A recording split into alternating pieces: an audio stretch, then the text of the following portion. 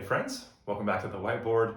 I'm Blayne at Applied Leadership Partners, and today I want to talk to you about transparency. So this is a word we're starting to hear a lot, more and more when we talk to people in companies and organizations across the country. We hear teams, we hear people that are out there on the front line asking for, even demanding in some cases, more transparency from their leaders. And we understand where that comes from. We're living in a time where a lot of folks, for a variety of reasons, have lost some degree of faith and trust in institutions or politicians or corporate executives, and people want to know what the heck is going on. They want a greater level of transparency so that they can feel more comfortable, more confident in doing the work that they need to do down here on the front line. Now, on the other side of that coin, we're hearing another word or a collection of words that kind of really come up to this. Leaders really want for their people, at this point, they love some compliance. You see some things going on where, whether it's returning back to the office or working in a remote or hybrid environment, leaders have a lot of challenges right now. And they've got a workforce that is arrayed very differently than it might have been a few years ago. And they really want some level of compliance. They want to be able to make a plan, and they want the people to be able to execute. And maybe those people are working from home or at a distance or in offices across the country. And we're seeing, in some cases, very reasonable measures being put in place. And in some cases, some fairly almost like dystopian type stuff where people are monitoring mouse movements and cameras to ensure that people are strapped to their desks and getting their work done.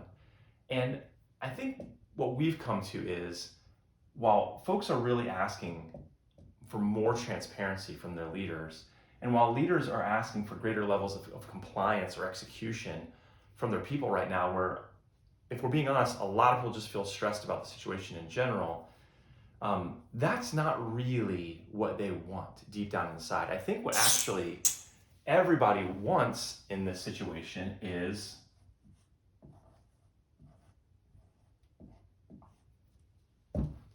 trust. I think if we're being honest, that's what we really want. I think more than anything, people want to be able to trust their leaders. They want to have a level of confidence that they are acting on their best interests, that they're guiding the company the best way they know how, that they're acting ethically and morally. And people don't typically want to know every single detail that goes into everything.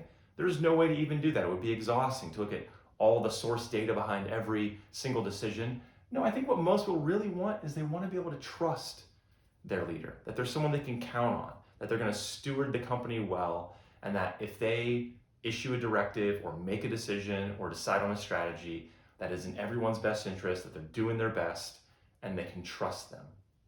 And I think the same is actually true going the other direction. I don't think people, at least good leaders deep down, I don't think they want to put a bunch of control measures in place or try to ensure compliance from their people. I think they're doing that in response to a world that feels a little out of control for them.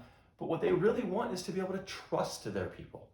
They want to have confidence that their folks, while working at home or working on the road, are getting done the things they need to do, that they're spending the appropriate amount of time, that they're taking good care of clients, that they have good judgment and discernment when it comes to a little bit of a tricky decision. That is what we really all want. That's the bridge between the leaders and the led here, is trust. So you might be thinking, that's great, Blayne. I mean, sure, we all want that, but we can't just snap our fingers and have trust. I mean, a lot's gone on in the last 3, 5, 10 years. How do we do that? And look, we understand that this is not something we can have overnight. You know, there's the old saying about when was the best time to plant a tree? It was 10 years ago. And the second best time is right now. And so we need to see what we can do here to plant the old trust tree so we can all move forward in a little bit of a better way. And there's some things we think you can do to speed that up a little bit. We have a model that we call CARE: candor, authenticity, reliability, and empathy. And we think that if you can tap into those 4 components, we can start to build some real trust with our team. So, maybe here, instead of just transparency, leaders can give people something like candor. Maybe candor would go a long way. Let's engage in a proactive version of honesty. Let's talk about what's happening. Let's communicate early and often and with some authenticity, so that people can know that, and they can trust what's going on. So let's add authenticity over here too, maybe. Check my spelling, everybody. Right? So if we're communicating with candor and authenticity early, often, consistently, I think we can start to build trust with our people without having to be totally 100% transparent about everything. Again, there's no time for that probably. And on the other side of the coin here, if we want our leaders to trust us, what can we do? Well, hey, let's start off with some reliability.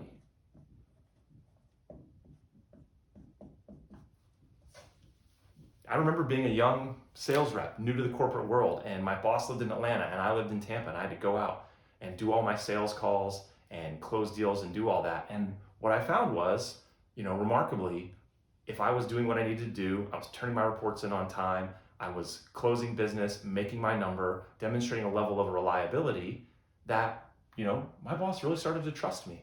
And I didn't have very tight reins on me, and I was able to go out, be creative, be flexible in my work schedule at times, and do the things I needed to do. And the last piece here, and I would sort of put it over the top of all of it, this last piece of the care model, empathy. I think we all could use a lot of that right now. So whether you're the leader or you're the led, I think what we need to appreciate is that everybody is going through some pretty challenging times right now with economic uncertainty. We're seeing a lot of layoffs. There's a lot going on in the world of business right now. And this person's got a tough job, and these folks have a tough job, and everyone's got their own stuff going on. And so a willingness and an ability to take the other's perspective, to give each other a little grace from time to time, I think that would also go a long way in building trust. So we're not looking at all these tiny little compliance things and making sure everyone's doing the exact right thing all the time.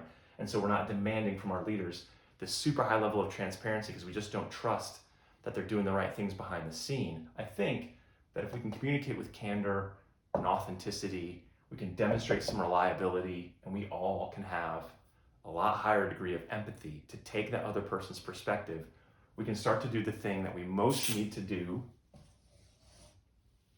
which is to build trust. And it's going to take some time, but I believe in us, and I know we can do it.